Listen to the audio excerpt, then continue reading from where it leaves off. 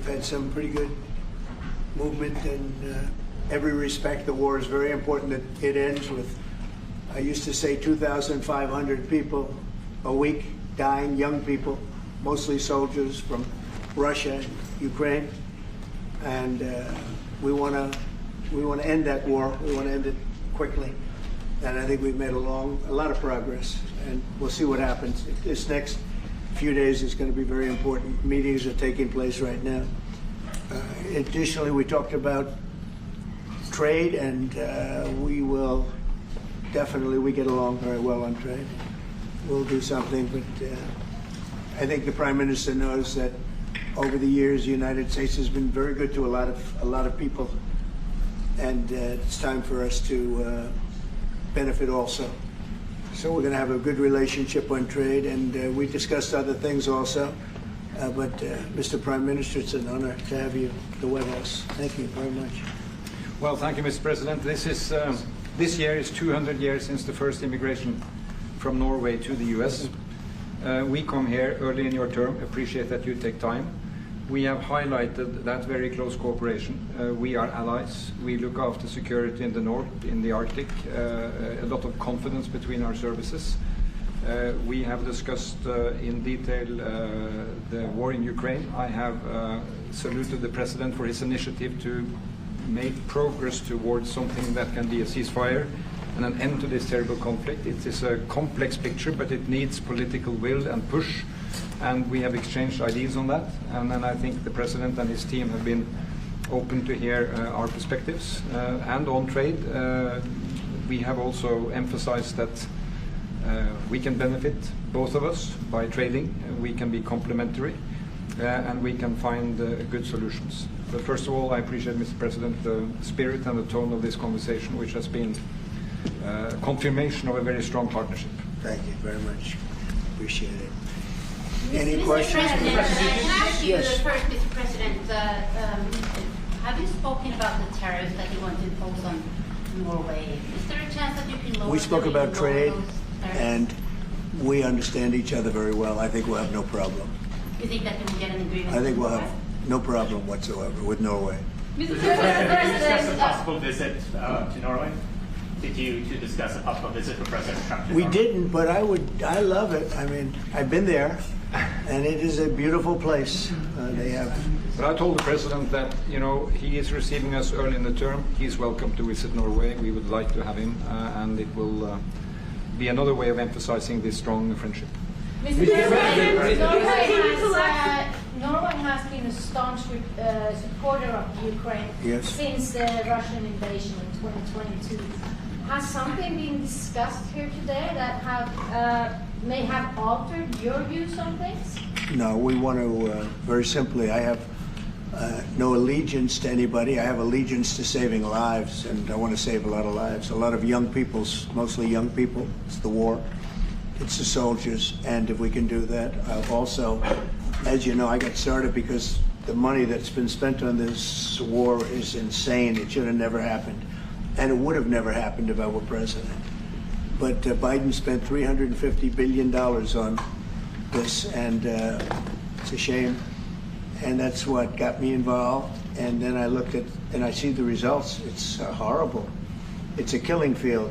5,000 soldiers a week on average. And we want to stop that. We both want to stop that for a lot of reasons, but I would say that is my number one reason. Do you think that Russia, that we will get Russia to accept a deal that also Ukraine and Europe is willing to accept? I think so, yeah. I do. I believe they will accept, and I think we're going to get this over with. I hope so, soon. Continue to lack support from NATO allies in your goal of obtaining Greenland. How will you proceed if you don't get that support? Well, Greenland's going to be interesting, but that's for another day. I think we need that for international peace. What are you expecting of your And if allies? you don't have that, I think it's a big threat to our world. So I think Greenland's very important for international peace. Yeah, please, go ahead. Mr. President, this morning in a Truth Social post, you used the words, Vladimir, stop. That seemed like a slightly different message, a personal message. What is your level of frustration with President Putin? I didn't like last night. I wasn't happy with it. and we're in the midst of talking peace, and missiles were fired, and I was not happy with it. That's what I meant, and that's, you know, Mr. what it President, said. Mr. President, why are I assume that's what you mean. Sorry, Yeah, if I the assume. bombs keep falling, will you consider additional sanctions toward Russia, or what will you do if President Putin? I'd does rather not answer that respond? question in a week. I want to see if we can have a deal. No reason to answer it now, but I won't be happy. Let me put it that way. Mr. Things President, will happen. Mr. President, why are you not putting more pressure on Russia? I know a lot of Europeans would like to see that. You don't know what pressure I'm putting on Russia. They're dealing. You have no idea what pressure I'm putting on Russia. We're putting a lot of pressure. Can you maybe tell us then what kind of We're pressure putting a are you lot of putting on pressure on Russia, and Russia knows that, and some people that are close to it know, or he wouldn't be talking right now. The Prime Minister understands that better than anybody. He wouldn't be talking right now. He's talking, and we're putting a lot of pressure. I think he wants to make a deal. We're going to find out very soon, but it takes two to tango, and you have to have Ukraine want to make a deal too, and they're being hit very hard, and I do believe they want to make a deal. Mr. Can I ask you, you've said that the Ukraine have to give some territory to win peace, among them Crimea. Do you stand by that? And I know that the former NATO General Secretary today has told you that he does not agree, and he believes in territorial integrity of the Ukraine. How will you deal with that with your allies, and do you stand by that Ukraine have to give Crimea to win peace? Happens to be right here, you know, so they can't put words in his mouth. He's been a great general, frankly. It was because that's what you are. Really, you're a general. But he's been a great Secretary General. We had a tremendous relationship, very successful, and I think he could speak for himself. He's right here. But do you still agree that Ukraine have to give some territory away to win peace? Well, it depends what territory. They've been fighting. They've lost a lot of territory. We'll do the best we can, working with Ukraine. We'll do the best we can. But they lost a lot of territory. When you say Crimea, that was handed over during a president named Barack Hussein Obama. That had nothing to do with me, Crimea. That was 11 years ago with Obama. And they made a decision. There wasn't a bullet fired. There was no fighting. There was no anything. They just handed it over. Now they say, well, can you get it back? I think that's going to be a very difficult thing to do. That was given by Barack Obama when he was president, not by Donald Trump. Thank you, Mr. Mr. President. President, As you you have a long know, you have a meeting, peace Mr. proposal President. that you put on the table. It's a 30-day ceasefire proposal. Your national security team presented it to both Ukraine and Russia. 2 months ago, Ukraine agreed to that ceasefire proposal. Immediately, Russia has not. And my question is Russia the obstacle to peace based upon that, just getting to that 30-day ceasefire?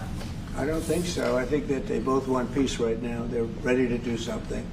We'll see what happens. Complicated, very complicated. But I think they are both very much looking to make a deal. Marco, what would you say? Well, first of all, what was put before our partners was options to discuss about things that it would take to end a war. This war is endable. Both sides just have to agree to it. We've shown them a pathway forward. We've discussed those ideas. It was a good meeting yesterday. There'll be good meetings over the weekend. We've shown them the finish line. We need both of them to say yes. But what happened last night with those missile strikes should remind everybody of why this war needs to end. It's horrible those missiles landed. What's even worse is there are today people that were alive yesterday that are not alive today because this war continues, and the president wants to stop it. And everyone should be thanking the president for being a peacemaker and trying to save lives. That's what we're trying to do here. It's not our war. We didn't start it, as you know. But we're trying to end the dying. We're trying to end the destruction. And we've shown the path forward. We can see the finish line, but both of them have to get there. We're going to do everything we can to help them get there, but they have to ultimately say yes. Both And of we them are do. using a lot of pressure on both. You know, if you think we're just in there because we're nice people, and we are nice people, but we're using a lot of pressure on both. What You had a long concessions, meeting, Mr. President, and to your national security team, what concessions has Russia offered up thus far to get to the point where you're closer to peace? Stopping the war, taking the whole country. Pretty big concession. Mr. President, If you are going to take down the tariffs, what do you want Norway to buy more of from the US? To buy more? Well, you don't need snow. You don't need skis. You don't need ski champions either, right? You have a lot of them. We just want to keep the relationship the way it is. We've had a great relationship. I think now maybe closer than ever, but we've had a great relationship with Norway. I think just keep it the way it is, kid. You can't do better. Really? Not even by, say, a fight? Well, if they want to give us some additional concessions, that's okay. You can't do much better. Yes, Mr. yes. President, you had a long meeting with Norway today. You said that Norway is doing a lot of things right, but on the Ukraine, if I can ask both you and the Prime Minister, did you find common ground today on Ukraine and the peace plan? Totally. It's totally common ground. The Prime Minister can speak about it, but I can just say he wants to see people stop dying more than anything else, and he'd like to see it end. He's going to help us end it. Mr. President, can I say that to move towards an end of this war, U.S. engagement is critical, and President Trump made that possible. That is clear, that is obvious, it's really happening. Now the important thing is that both parties have to know that they have to deliver, and they have to feel the pressure to deliver. Ukraine is under attack. They are defending themselves. Lives are being lost. And we believe very firmly that there needs to be a ceasefire, the initiative taken by the US some time ago. It needs to be respected. And then to move on to something which both parties can own. That is the complicated part in such a dramatic war. And here I believe Europeans and Americans working together, as we do much closer now. I salute the team of President Trump of being, open in that process. We had a good discussion on this today, and then we have to move on, and we cannot lose time because this is too much drama happening. One thing is people losing their lives, but it is a bad thing for Europe, and it's a bad thing for the world to having such a broad conflict going on. It can have ramifications far beyond Ukraine. Mr. President, follow-up question. Mr. President, I forgot my question. I wanted to ask about sorry. That happens. It happens sometimes, yeah. No, Mr. President, I wanted to ask about the. Well, actually, Zelensky has said that he wants more Patriot missiles. So far, has been no response from the United States. If you and the United States decides to pull out of negotiating for peace, trying to broker peace, does that also mean a no on Patriot missiles, a no on sharing intelligence with Ukraine? Let's see what happens. I think we're going to make a deal. And if we make a deal, that'll be wonderful. We won't have to worry about your question. You can ask that question in 2 weeks, and we'll see. But I think we're getting very close. The Prime Minister feels the same way, and we'll hopefully not have to answer that question. You said once the President... Mr. President, Norway is the third country to be officially invited to the White House after Liberation Day. Why did you invite Norway so soon to the White House? Because I like them. And I like your Prime Minister, and I like the way your government runs. And I respect the King. He's highly respected in Norway. It's a great thing. Not an easy thing to do. He's done a great job. Yeah. Would you like an invitation to visit the King? Absolutely. You get me that invitation.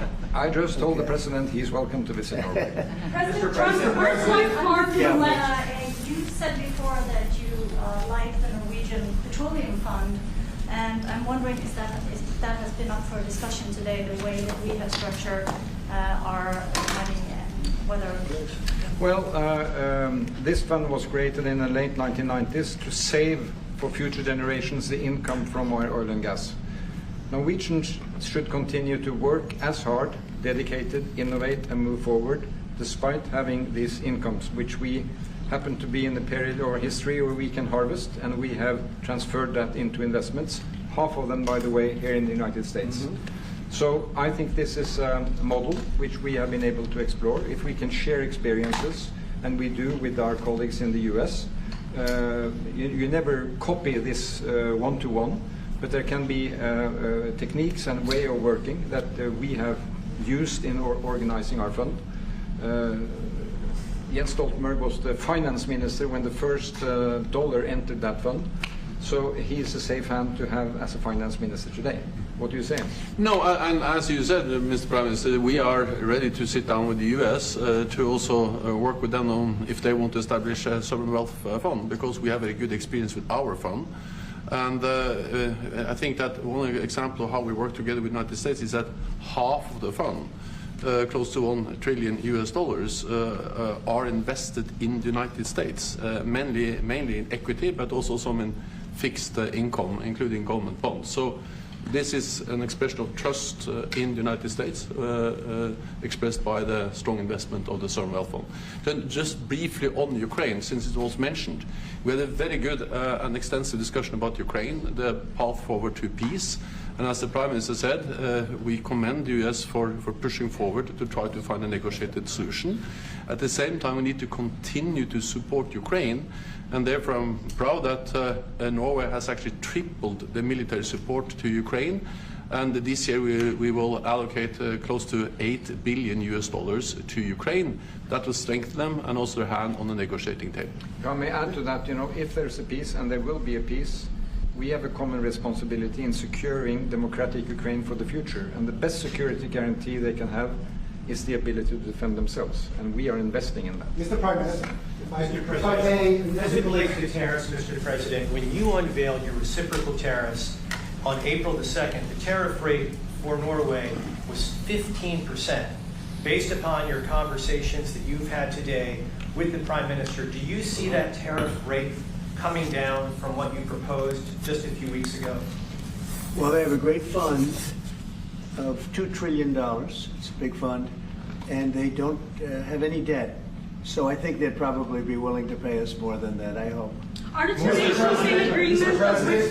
President, Yes. In 2018, your former Secretary of State Mike Pompeo called for an end to Russian occupation of Crimea. Why has this administration changed its stance on territorial concessions for Crimea? Well, the war started. It would have never started if I were president. This is a war that is horrible. All wars are horrible. This one is in particular bad. And I don't know that you can ever say there's going to be a winner to this, because so many lives have been lost. Not only soldiers, a lot of lives have been lost.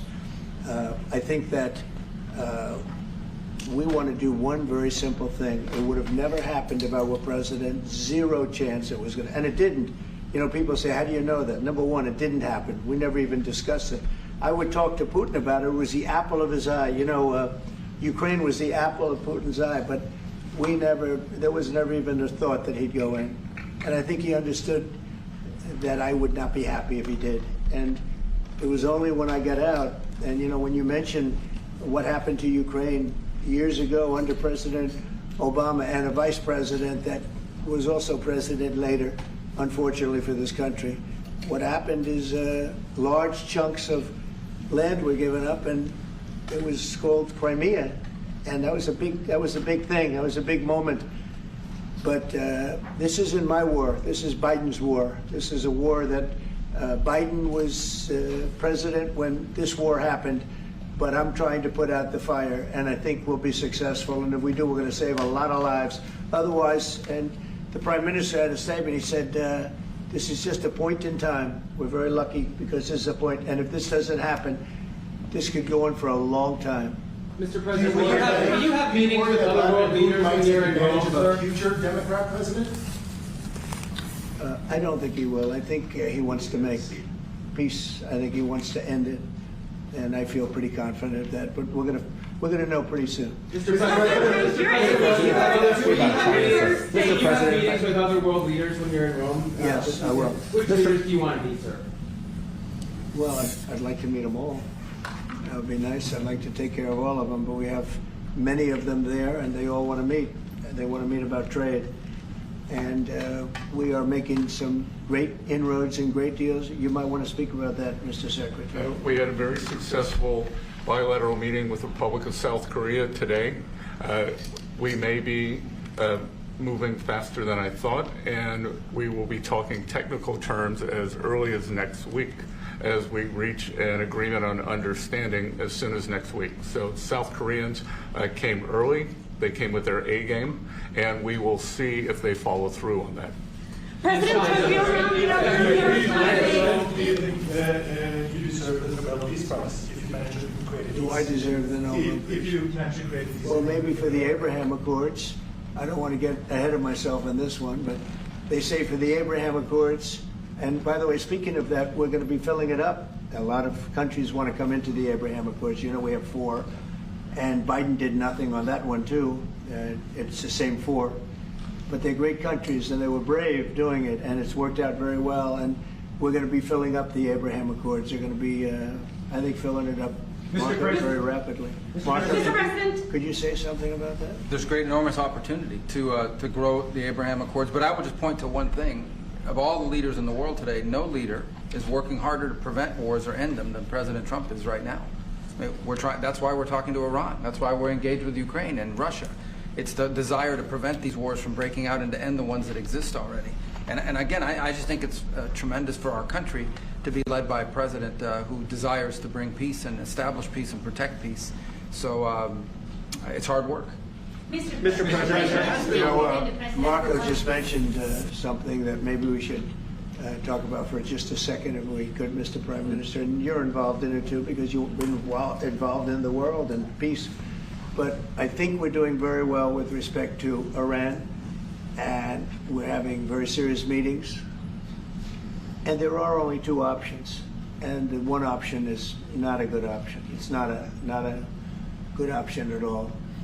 And I think we're doing very well on an agreement with Iran, but that one, we're doing a lot of things, I will say, but that one is well on its way. We could have a very, very good decision, and a lot of lives will be saved. Mr. President, on the economy, there was a slowdown. Mr. President, on the economy, there was a slowdown as it relates to home sales in the month of March, the slowest pace since 2009. Is that an economic indicator, and perhaps the Treasury Secretary can weigh in on this as well, is that an economic indicator that concerns you about the broader U.S. economy? No, they had very good numbers on housing today, extremely good numbers, and that's despite interest rates, because, you know, if you look at what happened, everyone said, oh, I said I was going to get prices down. I did. Energy just hit $1.98 in a couple of states. It's way down. Energy's down, and we're about $64 a barrel. When I came in, and we were looking at $89, $90, $95. And by the way, that helps us solve the war too. Having those energy prices is a big incentive for Russia to also agree with solving the war problem. Groceries are down. When I was with you 2 months ago, you were complaining about eggs. I said, I just got here. I was here for about a week when the press started saying about eggs have gone through the roof. I said, I just got here. Tell me about eggs. And they have been. They went through the roof and you couldn't get them. So we just had a big Easter egg hunt at the White House. Thousands and thousands of eggs. And the price was down 87%. So we did a great job. Housing is doing very well. We should lower interest rates. That's the Fed. I hope they lower interest rates. That's a smart thing to do. Be ahead a little bit, although already it's a little bit late. But in the end, we just have a great country. We have a very strong country, and we have every other country. I can't think of one country that doesn't want to negotiate a deal. And they either negotiate a deal or we set a deal that we think is fair. Because we don't have to go through all of these. It would be physically impossible. You know, you have so many people that really understand it, which is a very small group of people here. And we are going to, at some point, just set prices for deals. Some will be tariffed. Some treated us very unfairly. They'll be tariffed higher than others. But we've been ripped off for many, many years. The United States has been ripped off like no country probably in the history of the world has been ripped off for 45, 50 years. And countries have gotten rich by doing that with the United States. We've taken care of their militaries, and military is another subject we talk about. We're not going to make that subject to any of the deals, but you know the same countries that I do, where we virtually take care of their military, and then don't get treated fairly on trade. So the people, and I don't blame those countries, I blame the people that sat at that beautiful desk right behind you, because those people didn't do the job for this country, and they let us lose $4 billion a day on trade. We were losing $4 or $5 billion a day on trade when I got here, and now we're going to be much better than breaking even, and we're going to be making $4 or $5 billion a day on trade. So, I don't blame any country, not the worst of them. And we were abused by countries. I blame the President of the United States that happened to be sitting when these deals were made. Disgraceful. When I was here, we had a great 4 years. We had the most successful economy in the history of our country, my first term. And we were very tough on trade. And with China, as you know, they paid hundreds of billions of dollars in tariffs. But nobody else ever did that. China paid not 10 cents to any other president. And but not only China, virtually every country got away with murder. And we just can't let that happen. Thank you very much, everybody. Thank you very much. Appreciate it. Thank you very much.